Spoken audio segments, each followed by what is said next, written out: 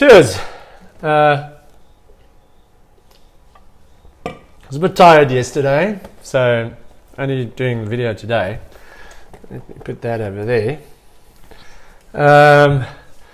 Yeah, so obviously I'm going to focus on the Springboks game, but I want to mention Italy beating Australia. Put up a great performance. Australia has been looking good, but they're on a little bit of a slide, so not great for them. But and then obviously Scotland put up a real brave fight. What looked like a try from Darcy Graham could have made a big difference, but in the end, the All Blacks always seem to just pull it through against Scotland, and they just can't get that victory against the All Blacks. But yeah, the much anticipated game of the weekend was France against the Springboks, and yeah, I think it lived up to its billing with a little bit of controversy and some really good moments. I thought France started really well. It's quite negative after 26 minutes. Damian Penaud scored after 3 minutes, and then again after 26 minutes. And obviously conversions as always by Thomas Ramos, and hardly any points by the Springboks. 2 penalties in the 9th minute and 12th minute, and we sort of just managed to stay in the game. But looked like it was going to be a tough night for the Springboks. And then big discussion point was the red card given to Lood de Jager. And I don't really want to look at it as an isolated incident. I'll rather look at it from the perspective of what's been happening the last couple of weeks. I really thought that Tyke Byrne last in the game against the All Blacks for Ireland was hard done by to get a red card in that game, where he was basically run into, and it was a forward pass. And it's so difficult. I mean, you've got to feel for the referees as well. They're following the letter of the law, and they're doing what they're supposed to. But now you have 2 different kinds of red cards. You've got a 20-minute red card, which can be decided by the TMO, and then only the on-field referee can give a permanent red card. So this was Ramos on his knees, sort of losing the ball, so kind of, you could say, being tackled without the ball, and Lood making head contact with his head, with his shoulder, and his arms sort of still behind, wrapping, and he got a straight red. Like, I don't even know what to make of it. A lot of people are saying it was harsh.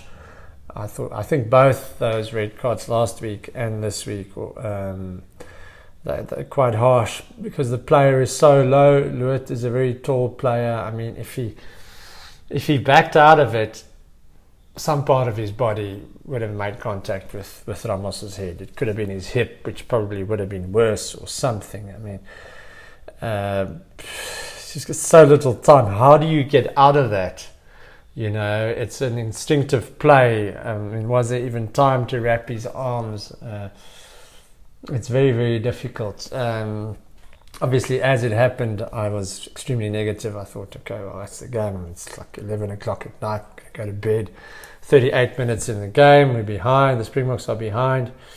But just before that, Kobus Reinach scored a brilliant individual try, breaking on the left-hand side of the ruck, chipping to himself. I mean, we know he's got great pace, great instinct, great reader of the game, and scored a great individual try, almost like Ricky January back in the day against slightly different. But yeah, that was to win the game. But that actually changed the game a little bit and gave the Springboks momentum. And then just late in the second half, the Springboks, with the bench coming on and powerful props, will go low, and Steenekamp coming onto the field and making a real difference, as our bench does with Argia and so on when they came on, and Andre Esterhuizen in a masterclass. I mean, there's lots to talk about this whole hybrid, where you've got a guy who can play centre and flanker, and he can play at the forwards on attack and on defence. He can be in the back line and so on and so forth. And he can play these two different positions in one game, and sort of almost cover two players. Scored a try again. He's scoring more tries now than he scored when he plays inside centre. And then the game just sort of opened up. Tactically played extremely well, and really played with a lot of heart, and really gave 110% in that second half. They're just the team that wanted it more, and the players coming on, Grant Williams as well, just had a huge impact on the game.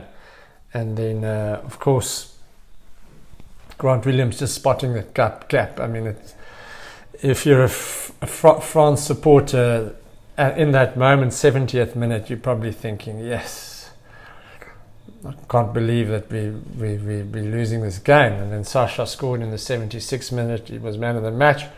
Sasha, a bit of an up and down game, missed a few kicks that weren't too hard, too difficult, kicks that I thought that he should have made. But yeah, absolutely brilliant performance against. It doesn't matter who's out for France. The Springboks have a lot of props out. We actually have a little bit of a prop crisis, and the red card, and you still won the game. So I thought an amazing performance by the Springboks against France. Have a lot of depth. They've got a large player pool to choose from. So I don't think you can use that as an excuse. Yeah, slightly weakened, Dupont's not there, this and that. But yeah, just such a gutsy, hard-working performance, and they prove that they can finish any team in those closing moments.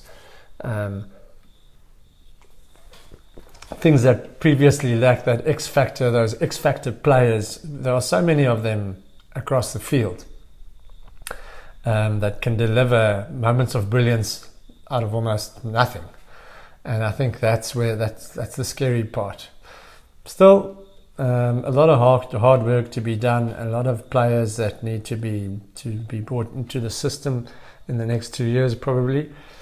But yeah, I thought it was going to be very tough. If you asked me before the game, I probably would have tipped France to win it. So.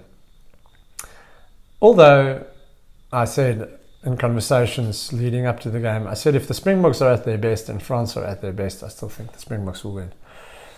Obviously, there are things that impact the game, like the referee, like the crowd, and so on. But it was just really an awesome night and a thoroughly enjoyable game, and I was so happy for the Springboks. So despite what I suppose could be a slightly controversial red card, it was still an amazing game, and just an amazing game to watch.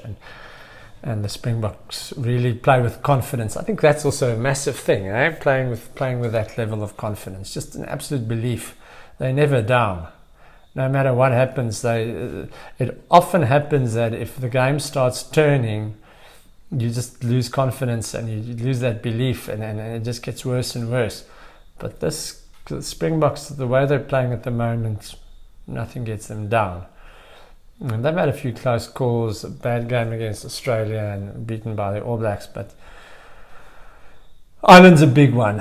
That's a game that they badly want to win. Next week, Italy, and Italy beat Australia. So there are no easy games. I mean, you're in Europe.